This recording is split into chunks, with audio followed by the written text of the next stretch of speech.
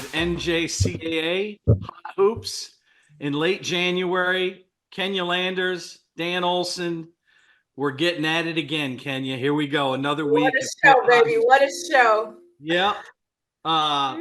Hey, it's the end of January. I mean, and we got like a month to go before things really start to get dicey, So and before you know it, I mean, bang, it's gone. So but as we've stated before, this is such a grind time for everybody. Yeah. And Yeah. you know, it's Hey, guess what? Guess what? hmm, what? We got a new number We do. one. I We love definitely do. it. Why don't you go over the who's hot and who's not list for the week and how did everybody. Man. Woo. Well, I love it. I just love this game so much. I love the upsets, I love the ups, I love the downs. But yeah, Gulf Coast 2-0 this week, 19-1 overall. Mhm. Had a big win this week. Yes, they Knocked did. off the top, number one in the country. Wow. He's going to be on Yeah. our show later, so we'll get to talk to him some more as well. Yep. Temple went 1-0 this week. Colin bounced back like we thought they would Yep. after their loss last week, 2-0. Barton, Blinn, New Mexico, Odessa, they're all rolling. Yep. Like we said, Northwest Florida, 1-1 this week, dropped a loss. Utah State dropped the loss, went 1-1. Dodge went 1-1, 1-1. But man, McLennan had a rough week. Yeah, they did. They had a rough week, 0-2. So Yeah, it's been we were talking about McLennan. They were 4 in the country like a week yeah, ago. yeah. We're on top of the world, and now the bottom fell out. So Mm-hmm. uh so we only got one undefeated team left.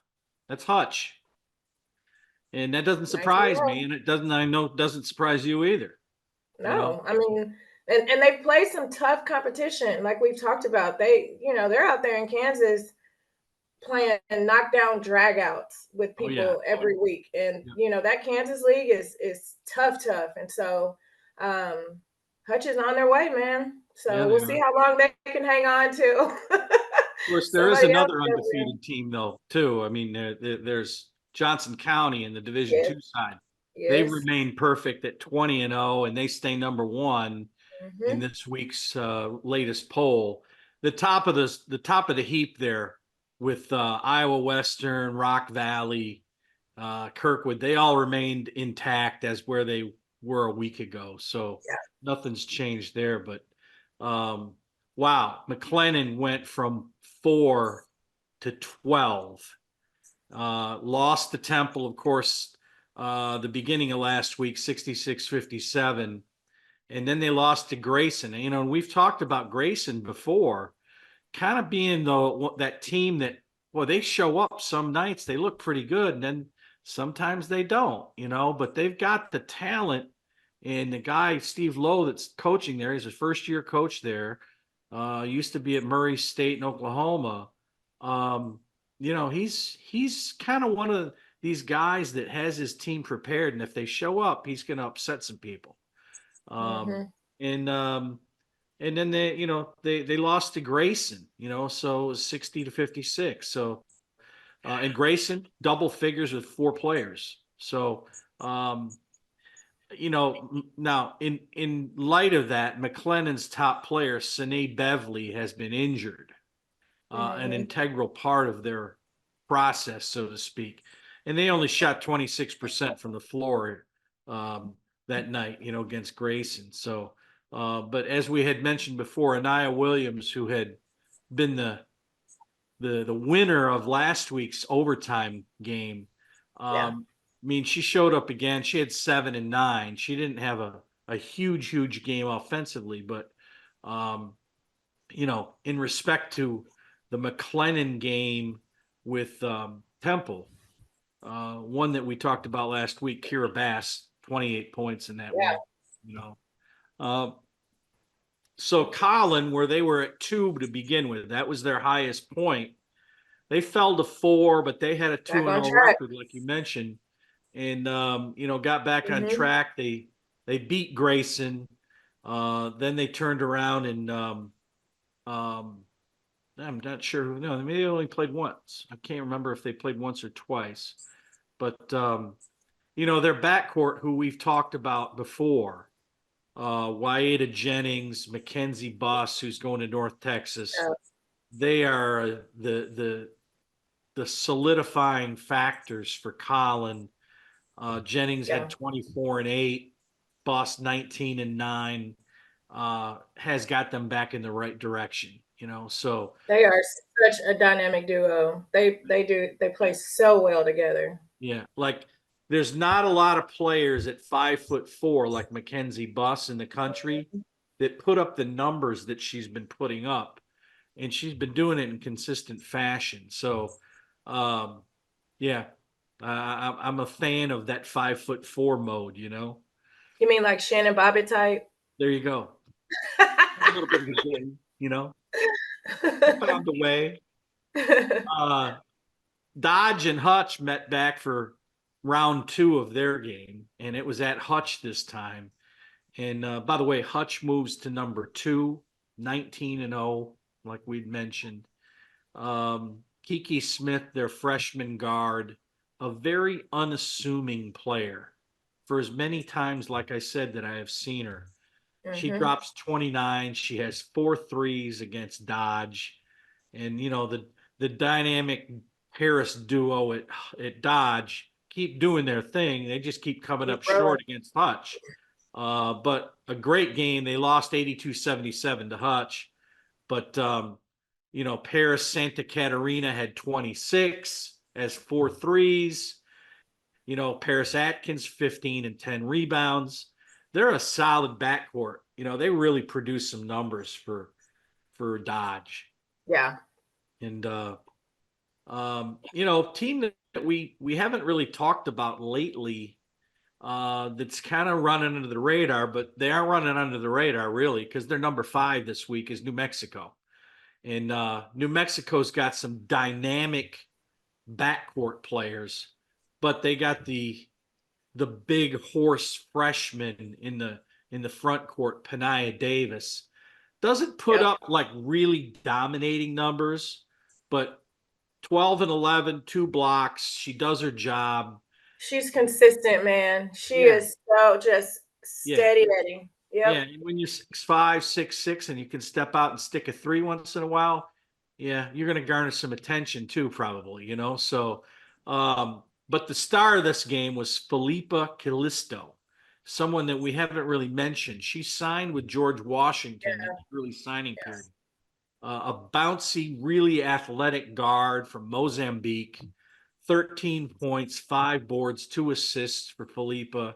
A high academic 4.0 student, sharp, sharp girl, and you know, New Mexico, I think, could be a real dark horse coming into this national tournament as they move Mhm. forward these next 4 weeks. And Yeah. so we'll have to see how it all plays out. And you know, back to the Panhandle, Gulf Coast played Tallahassee earlier this week, almost doubled the score on them. Well, close to Yeah. it, 89-57. But their big dog, Izzy Mamadou, 25 and 8.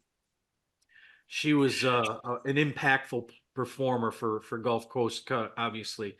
But another player that played for Tallahassee, they're kind of like their star of their show, Zenaria Robinson. This is a transfer, I believe, from Little Rock. That's about 6'3", can run, jump, get up down the floor really well.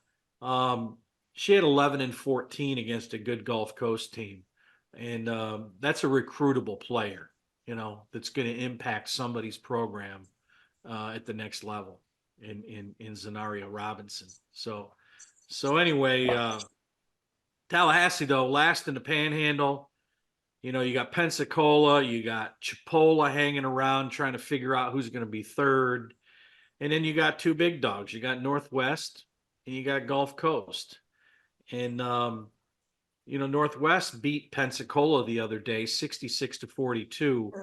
Put four people in double figures. A typical Gulf Coast type of a game, pure Yeah. domination. And then we got to this Saturday, and the bottom fell out for Northwest. They go to Gulf Coast and they get beat up pretty good, 74-42 to Gulf Coast. Gulf Coast now the number one team in the country, and it wasn't. I don't think the fact that it was a lopsided game from beginning to end, because it was like a 6-point game at halftime. But when you shoot 21% from the floor, it's not easy to win a game. So The score. I could not believe the score. yeah. Like, what happened? And like I mean, I watched some of this in the first half, Yeah. and I thought to myself, man, they don't look like the same squad. They Right. were really like just off kilter. Their timing was off. They just did not look in sync at all. And so I thought to myself, man, they're gonna be in a dogfight. Yeah. And then when I look back and I got the score, and I just thought, what in the hell happened? But such is life. Yeah, I mean, you're down 6, you're in the game, but then the third quarter, Gulf Coast just jumped on them, and that was it. It was done. And Gulf Coast had 4 players in double figures in that game. The big Izzy, 17-9, and then Ariel Stevens, who's going to Charlotte, 16-8. But their catalyst are Aaliyah Bartholomew, their point guard supreme, among the top 2 or 3 point guards in the country in her JUCO class. 11, 10 boards, 5 assists. Didn't have a lot of turnovers in a pressure game like that. Obviously, that's key.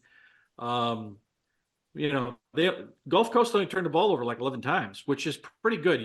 I mean, you tell me, back when you were into the national tournament, you probably had goals of saying, look, we want to limit our turnovers under 10, I would assume. Yeah, seriously. And as fast as we played, we would say 15 or less turnovers. There you go.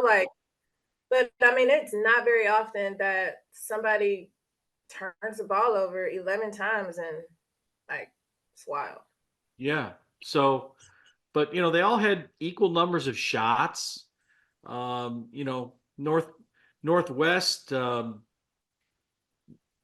didn't make as many threes. I think at 4 of them, I think it was a difference, but rebounding was equal.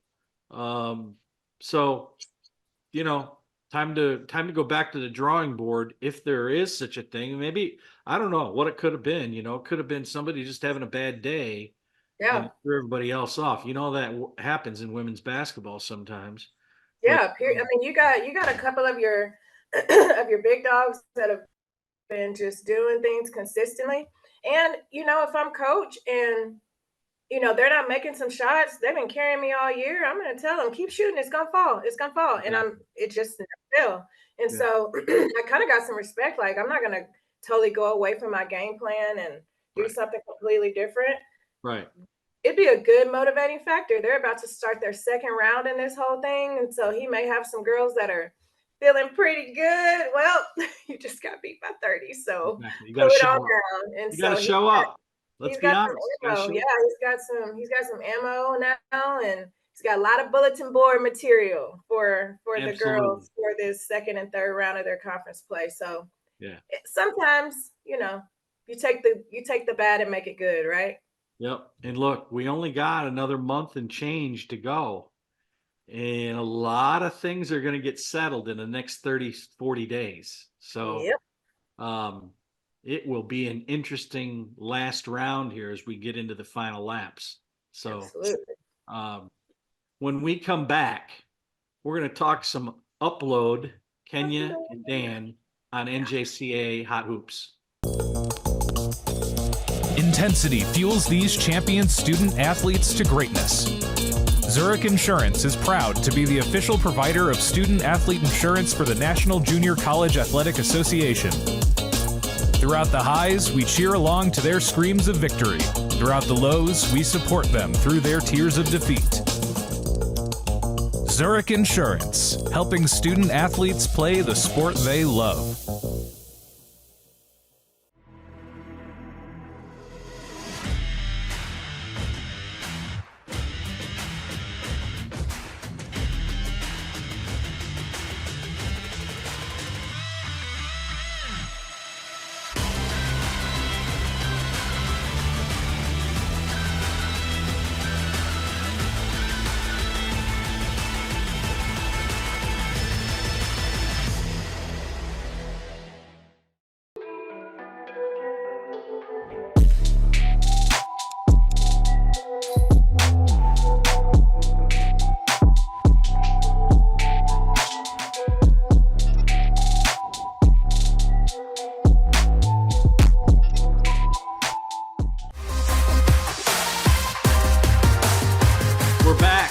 NJCAA Hot Hoops. Kenya Landers and Dan Olson. We're talking upload, Kenya. What's going to be cooking the next week? You know, last week we were sitting here saying to ourselves, like, yeah, it's okay. There's going to be some games. You know, there were some pretty good games last week. So I'm not going to say, I'm not taking anything for granted. This will be a good week as well. From here on out, we're going to have some dogfight games and some interesting outcomes. You know, there's going to be some upsets, and we'll see how this thing all filters out. But Eastern Florida State, who had a good week this past week, they did. They're going to be playing unranked Hillsboro over in Tampa, and Hillsboro's got a guard named Marielle Reyes. She's climbed up the leaderboards on the offensive statistic category. She's averaging 20 plus a game. This kid's from a little town outside of Tampa, has got a picture-perfect jump shot. You know, people got to go out there and respect her because she's getting a lot of easy looks from three-point land, and she's connecting. So that's a girl that we haven't really talked about. She's a freshman, 5'7", but she's got some arsenal there from the three-point line, you know. So we'll see how they do with Eastern Florida State. It hasn't been good so far. I'm going to predict that Eastern's going to win that game. They've climbed to number 11 this week, and we'll see how that works out and how Maciel does against Eastern. Yeah. Unranked Kilgore at our typical powerhouse, number 8 this week, Trinity Valley.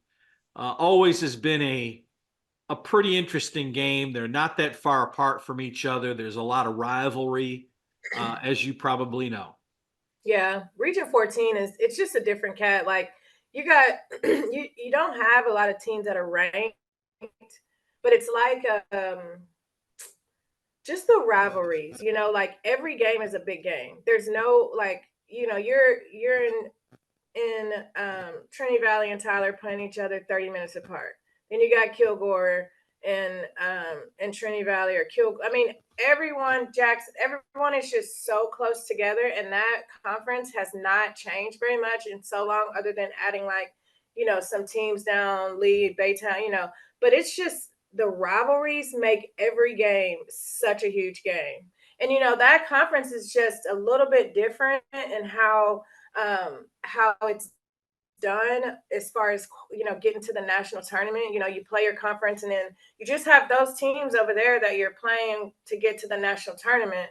So it's just a little bit different of a setup, a little situation, but it's been like that forever. But man, every game is a dogfight. Yeah. And I don't expect it to be anything less. No. You know, the thing that I'm really realizing here, and I have been over the last few years, but, you know, 10 years ago, you knew that when you went to the national tournament, you had probably 17, 18 teams that were really good. Okay. But then you knew you had some separators, you know. You don't have that now. You don't have necessarily, I mean, yeah, you got Gulf Coast, you got Northwest, you got some teams up there at Hutch, but anything can happen. There's a lot more parity. This is going to be an interesting national tournament because we could find ourselves with a team that wins this thing that we're not expecting to win it at all. A la Tyler a few years ago, if it wasn't for a jump shot that saved them in a game, they wouldn't have gotten next to that next step. And look, they wind up getting hot and they win the thing, you know. And Trina, she's still over there with her Windex cleaning the trophy. That's right. I would be too, Trina. I would be too. Every time I see her, I say that. We got Northwest, who fell to 3 now this week against Chipola, who's number 25. Chipola trying to find themselves, stay afloat in that dogfight of a league. They may be 25, but they still got some players. And of course, they got a dynamo point guard. So that'll be an interesting game to see. And it's at Chipola. Not too well liked, either one of them, with each other. So we'll see how that works out. There's no love lost there. There's no love lost. There'll be a good crowd there, I would suspect, too, So Cochise, who fell out of the poll, is at number 9, Eastern Arizona, back-to-back, like we had talked with Eastern's coach there a few weeks back on the hot seat. They're playing back-to-back now again, and but she's on her home turf. So that'll be an interesting back-to-back game, see if they can go 2-0 or not, or split. And then we've got 16 Pensacola lurking there against number 1 big dog Gulf Coast now, and Gulf Coast at home.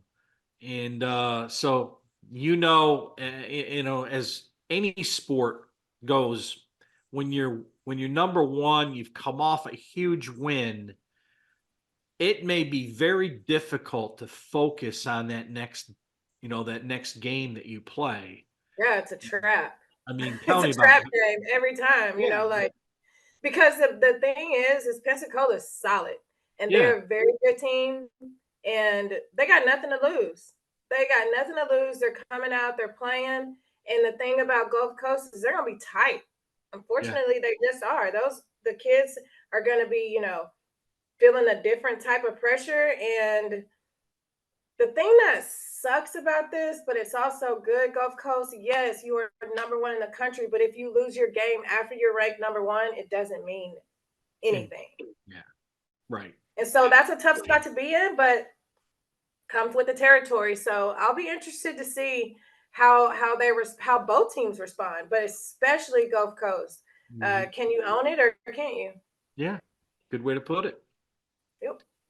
South Plains, another team that's been in the top 25, has fallen out, has been struggling, up and down a little bit.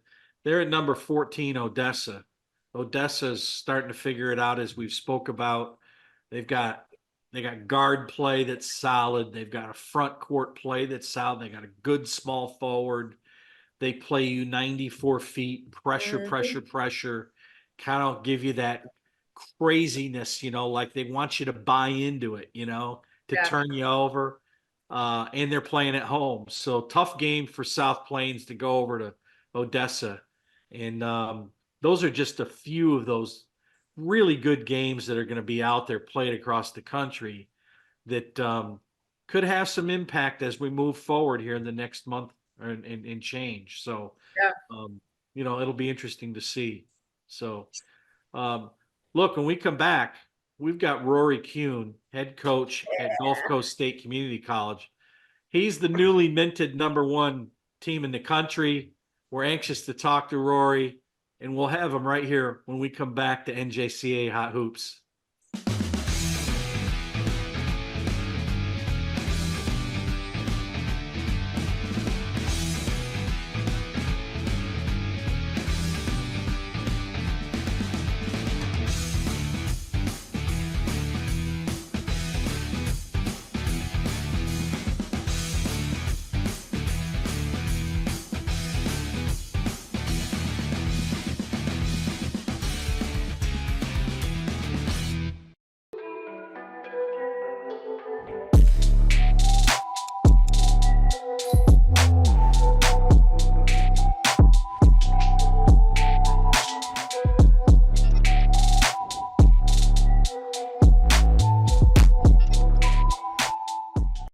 As the second largest intercollegiate athletic association in the country, the NJCAA serves not only a pivotal role in college athletics, but in higher education. The NJCAA Foundation aims to move the association forward through resources, grant programs, and other special initiatives. Your gift to the NJCAA Foundation will make a difference and create opportunities.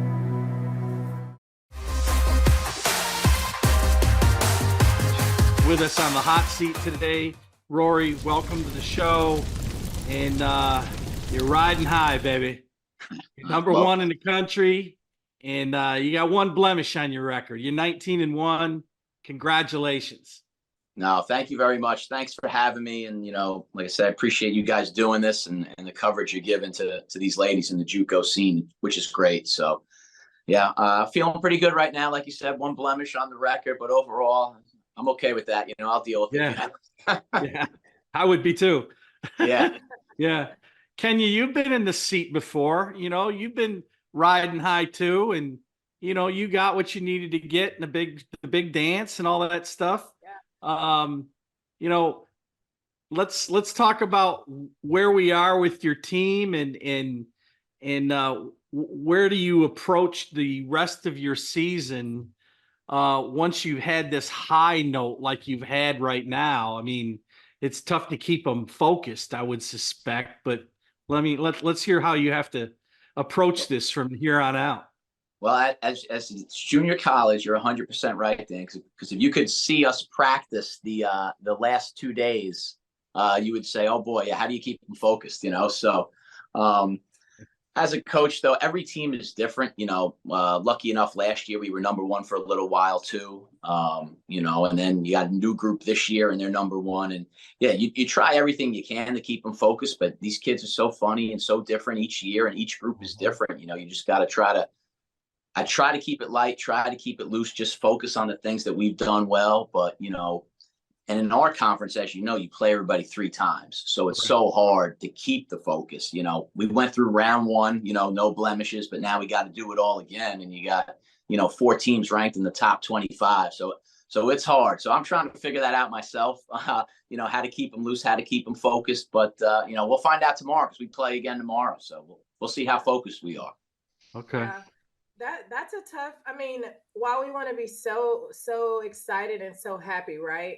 I used to remember, excuse me, I would remember that good old 24-hour rule, man. Like we had 24 hours to be pissed off if we lost, and then we had 24 hours to be happy if we won, and then it was back to work, right? And so how have you talked to your team about, guys, like, now the X is on our back for real, like it was before. We're up there, but you got no time to let up. Like you got no time to enjoy this. The only way to continue to enjoy this is to continue to dominate and continue to win. So what's your conversations been like? Yeah, and that's kind of exactly what I'm trying to preach to them, like, hey, like, let's remember how we got here. Let's remember the little things that we've done every day. I don't try and change up the routine too much, but I said, that's why we're number one right now. And you got to be solid and you got to be focused. And, like I alluded to before with you guys, this conference is so hard. You got 25 out of the top 25, 4 teams ranked in the top 25, in our conference. So as far as all that goes, we're pretty tested, playing good competition. But yeah, to your point, you go from being the hunter to being the hunted now. That bullseye's on your back, and you got to take everybody's best shot every night, and it's not easy. No, it's not. And then, you're dealing with 18, 19, 20-year-old kids that like, coach, what do you mean? It's all good. It's all good. We're fine. We just won, right? Yeah. Okay, so the question I have to know, seriously, like, and I went back and I watched some of y'all's game, and the pressure that you put on them and your help side defense was phenomenal. But tell me yes, absolutely. So, but tell me what it was that really, from start to finish, how did y'all hold them to 21% from the floor? I think it's just one of those things that, and I've been harping on it, but our defense has been really good, and we've just been locked in.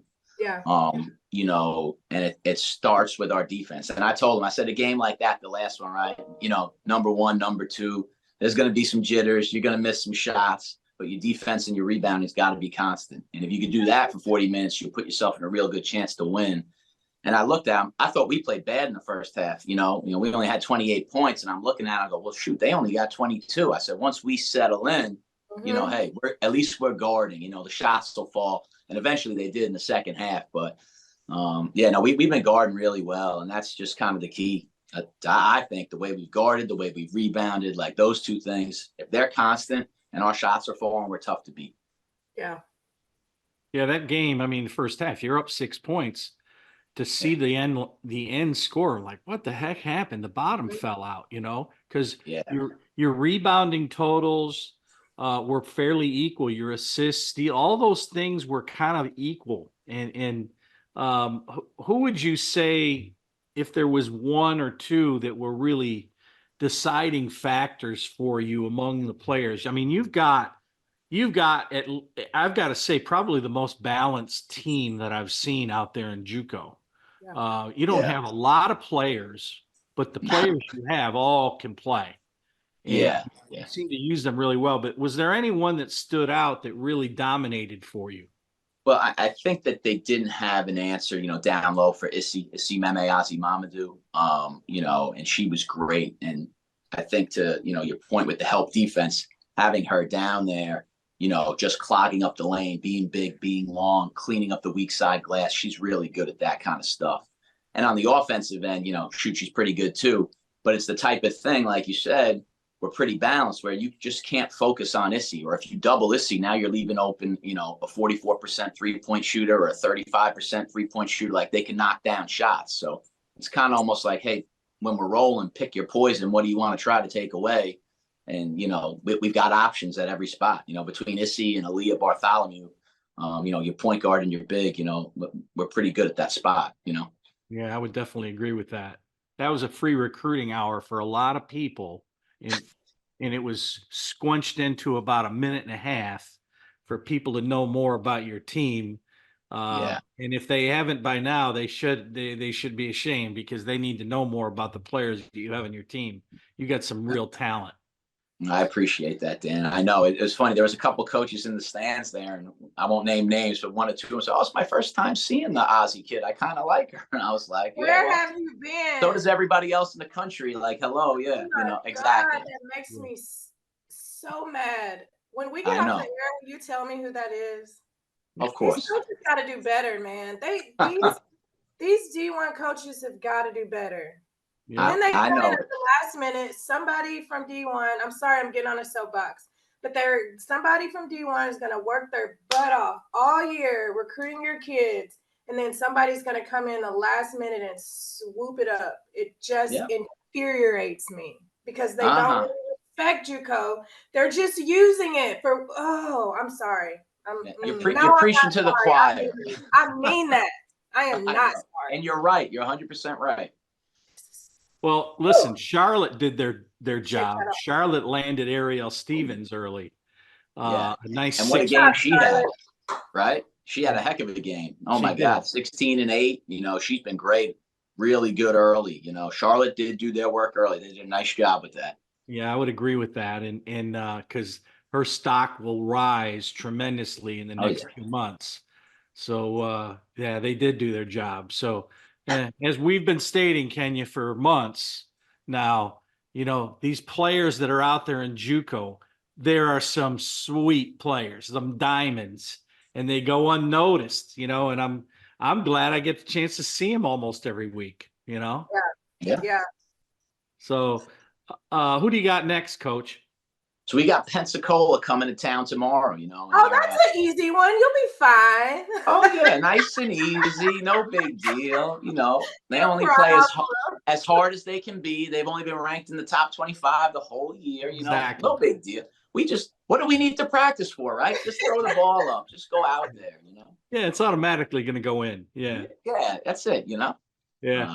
So that'll be a tough one. That's tomorrow night. That's at our place. So it'll be a good one. And then we actually get into a bye week where we have a week off before we start rolling back through round 2. So All right, so let's reflect back to last season, national tournament in Lubbock.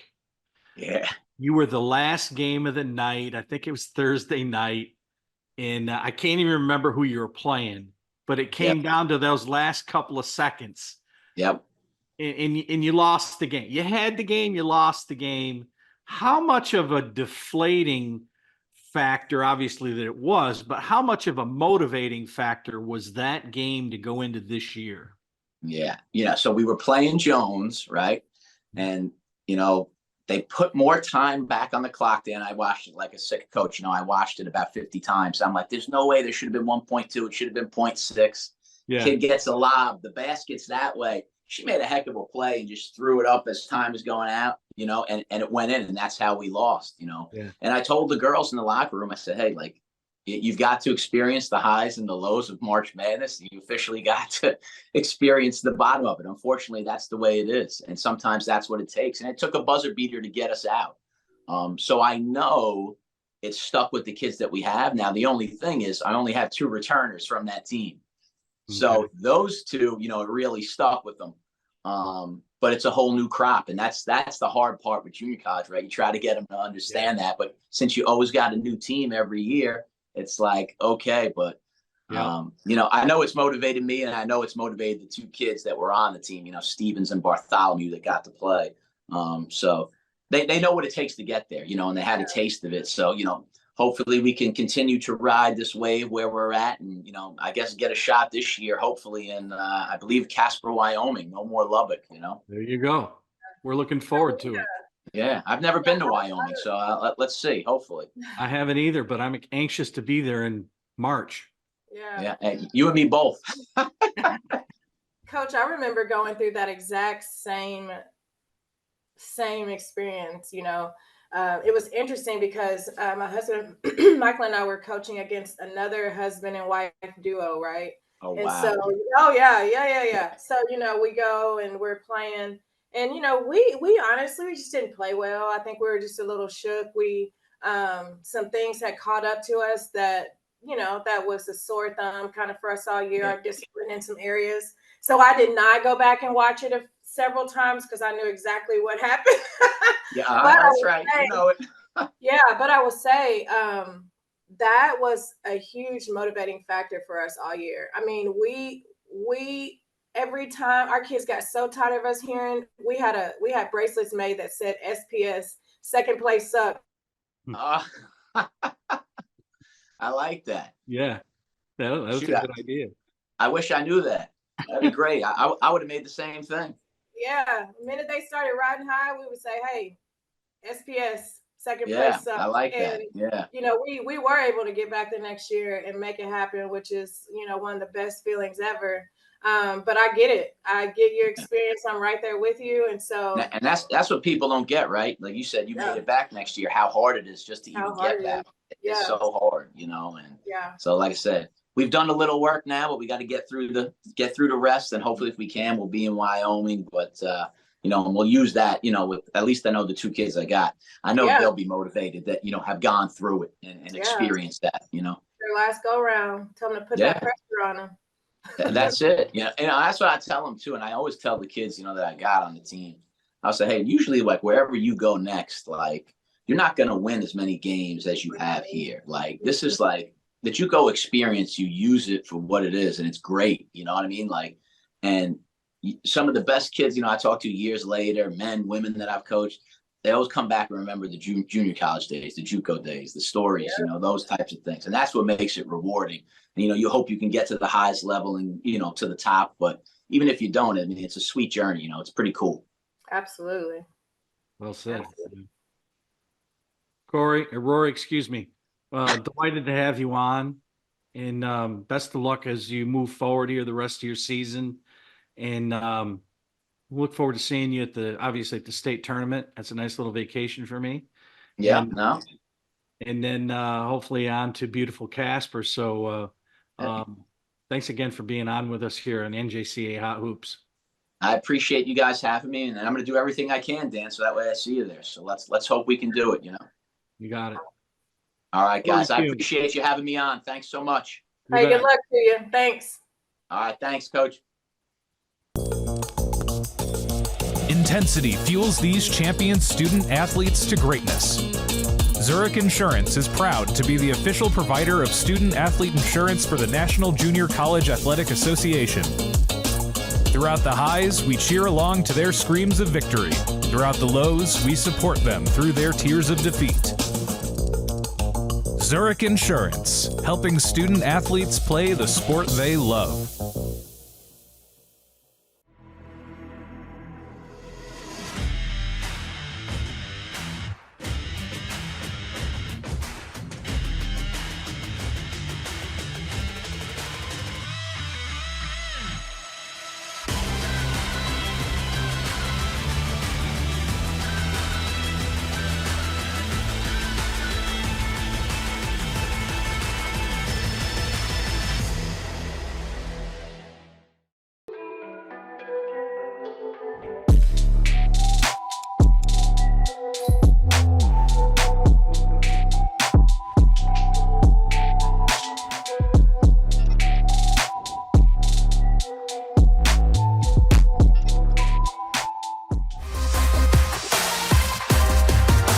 Back with NJCAA Hot Hoops.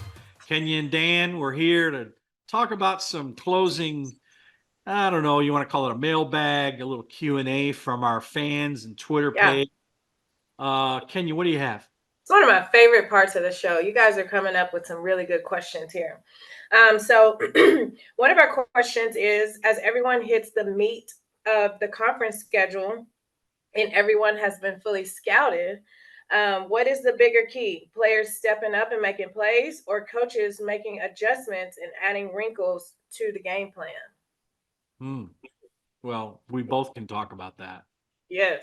I mean, I think it's 6 of one, half of the other. I mean, yeah, your players got to step up for sure, right? I mean, you can't just be showing up and not being motivated to play. These are key games. But do you show your cards early on everything? I don't know. I never really did that. I didn't worry about it. How about you? What do you do? Yeah, it's a one can't really exist without the other, in my opinion, because we don't have a bunch of kids out here that are just running around and making plays and doing some random things. We got some good coaches, and we got some good coaches that are coming up with some excellent game plans, and they're doing things within their game plan that fit the strength of their teams, right? But one thing that's got to be in the mix is coaches that can look and say, okay, teams are going to start adjusting to what it is that we're doing, right? So this is our set. This is what we want to run. But once they start biting on this is what we're going to hit. And those things have to be a key component in as you progress within your season. You can't just go and you want to stick with your bread and butter, but you also got to teach your teams that there has to be some vision and some sight to see what else is open when those coaches do make those adjustments, because they will. Yeah. I mean, look. So I think it's a good mix between both. Yeah. You got to adjust, especially when you get down to, those really vital games to get you to the next step. You got to make adjustments. You got to know those things, and the players do too. They do. I remember back in my day, we would practice sets and we would practice things all year long, and we were saving them for the national tournament. And we may run it one time just to see, but there's things we didn't share either. So, you got to think about that. Some people are holding some things in their belt and preparing for the time when they need something that people haven't seen before. Yeah, that was a good question. Yeah, it was a really good question. Yeah. Do you guys expect major changes in the polls? Yeah. Oh, yeah. Like I stated earlier, I mean, the parody part of this whole thing, you're going to have somebody that shows up and get hot and be surprising us all at the end. So, this poll is going to be, it's great to have a poll. Everybody loves the poll. They all like to talk about the polls, you know. They talk about rankings, all that stuff. It don't mean nothing, okay? No. You got to produce. You got to be out there when it counts. Yeah, I'm not a fan of the early polls, but this is the time of the year that I'm a fan of the polls because I love to just see people bust in. I love to see, I don't love to see bad things happen for people, Right. but when people slip up and fall out and then they're receiving votes and they climb back in and you got the top and we're dropping down. I mean, it is a very clear indication of, the level of play that's going on throughout the country. So it's so fun to watch. Yeah, no, I agree. I love this. I love to see the underdog, that's Yeah. been out, come back up, and get up to the top, or Yeah, close to yeah, the yeah. top. That's Yeah. rewarding. That's got to be rewarding for both the players and the coaching staff. I mean, Yeah. that's what it's all about, I love it too. So, I love it too. yeah. So our final question for our Twitter mailbag today is, why do you guys like doing this show? Well, I mean, I'm going to speak for myself to begin with, okay, and then I'm going to let you have it. This is like this is part of my being, like junior college basketball. I grew up on it, and it's just like you say, a fabric of oneself, So I look forward to this every week. This is great stuff, and the fact that look, I want to be able to be a platform for women's basketball because it needed it. It was dying to have it. I hope we're fulfilling that opportunity for everyone out there. Yeah, we dwell on some of the same names from week to week because they are some of the upper echelon people. But then there's a lot of these other people, coaches, teams, players that kind of go unnoticed, and we want to make sure that we talk about them too. Yeah, I agree with that 100%.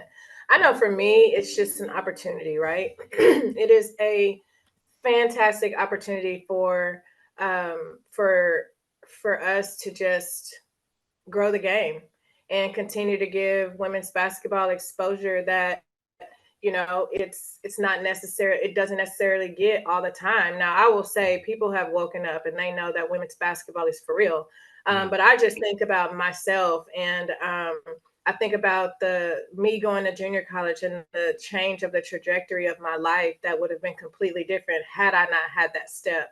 um, just some of the memories that I have, some of the experiences that I have, and had it not been for junior college and my coaches and my institution and the long van rides and the bus rides and that taught me toughness, mental toughness, physical toughness, survival skills. Man, I carry all that every day, in my life now. And so this is just such a cool platform. I love it. I love that I've gotten to talk to and learn about more teams than I would have, typically. And so women's basketball in JUCO is just full of opportunity. It's full of opportunity for young women, and we have some of the best coaches in the country, and they are doing some phenomenal things with these young ladies. So I love it. I just love it. That was a pretty impactful last paragraph that you threw out there. That was pretty good. Yeah, impactful, you know. Hmm. Um, Yeah. well said. Thank you. Yeah. Got anything else? No, just we got some. We're not gonna let any cats out of the bag, but we got something special for next week. So you guys be sure to tune in to Hot Hoops. And we are just excited. If you guys have things that you think would be cool to see or hear about on our show, please inbox us. You can inbox our NJC network. You can inbox me or Dan, and we will definitely look at what you got. And we are always looking for great ideas to make our show better. We're not the experts, the coaches and the fans are. So you guys let us know what you have. That's awesome. Thanks, Kenya, for sharing. That'll do it for NJCAA Hot Hoops for this week. And we'll look forward to seeing you again next week.